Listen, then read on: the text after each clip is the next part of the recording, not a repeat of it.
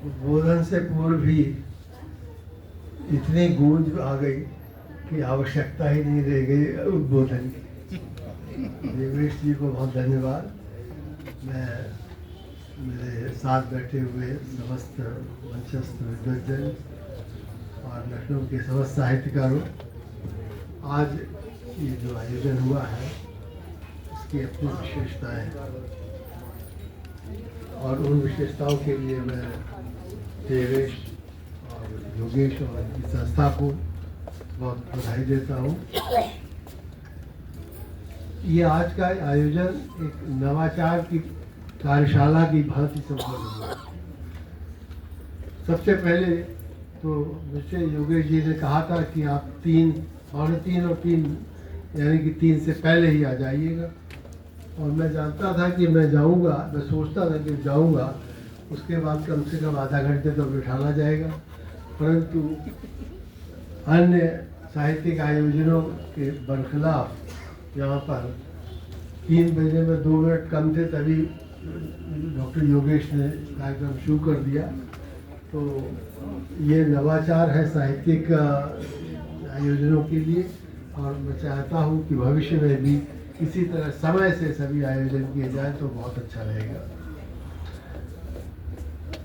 जो आपने देखा कि विभिन्न समस्त यहाँ पर रचनाकारों को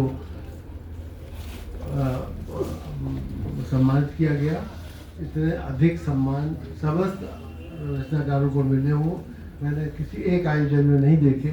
यद्यपि डॉक्टर रघुनाथ मिश्र बहुत प्रयत्न करते थे और इस विषय में बहुत ही सजग रहते थे कि कोई व्यक्ति बिना, चाहे वो साथ में किसी को साथ ही लाया हो, बिना सम्मानित हुए न जा सके।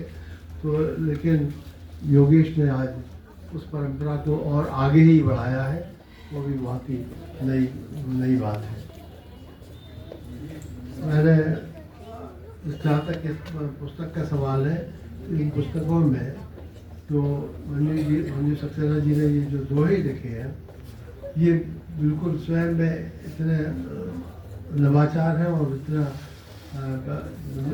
पहली बार मैं देख रहा हूँ कि इस तरह की कोई दोहे लिखने में सफल हुआ है। मुझे होली के पहले कुछ हमारी संस्था है, वो मुझसे कहती है कि सब पर कुछ न कुछ लिख दीजिए, तो हम लोग 15-20 हैं, उन 15-20 पर लिखने में दिमाग पागल हो जाता है, क्योंकि सबके गुण अवगुण याद भी नहीं रहते और उन पर ध्यान भी नहीं जाता सामान्यतः। परंतु मंजू जी ने एक एक लेखक के गुण अवगुण को पता नहीं कहाँ से उन्होंने कब पढ़ा, कब देखा और कब उस पर इतना विचार किया कि उस पर एक एक दोहे में सारे उनके गुण अवगुण को पूर्णता स्पष्टता लिख दिया है। तो वो एक इस तरह की पुस्तक भी स्वयं में नवाचार है कि किसी सारे साहित्यकारों पर एक इस तरह का लिखा जाए। और उस पुस्तक में भी एक और नई बात है जिसका अभी तक जिक्र नहीं आया, इसलिए मैं किए दे रहा हूँ कि देवेश जी ने मंजू जी पर पूरा ही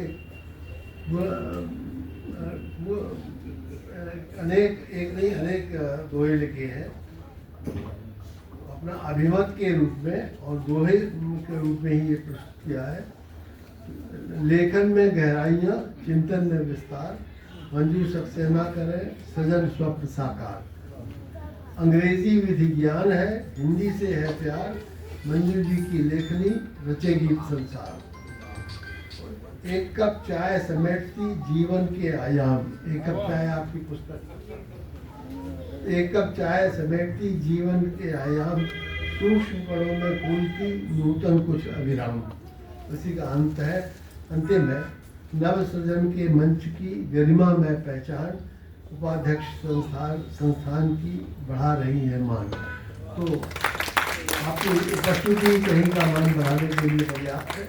और इतना अच्छा लिखना 76 व्यक्तियों पर, ये ऐसी पैनी निगाह रखना, मैं तो पुलिस का होते हुए भी 16 में नहीं रख पाता हूँ, ऐसी पैनी निगाह 76 व्यक्तियों पर ऐसी पैनी निगाह रखना, उनके गुणों को पहचानना और फिर दोहे में उसको पिरो देना, आपको बहुत बहुत बधाई और बहुत ही अद्वितीय कार्य है आपका। और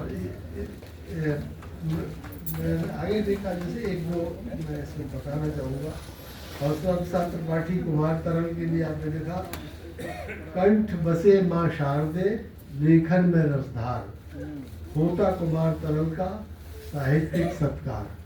तो उनके कंठ के विषय में कहने की आवश्यकता मुझे नहीं है, क्योंकि आज इतनी अच्छी उन्होंने वंदना गाई थी जिसको सुनने में बहुत ही आनंद आया। इसी तरह कतिपय और भी है जो कि आत्मकथा के रूप में ये डॉक्टर योगेश ने लिखा है, सागर से मोती के ऐसे सरित गीत निभा रहे योगेश जी, गुरु शिष्य की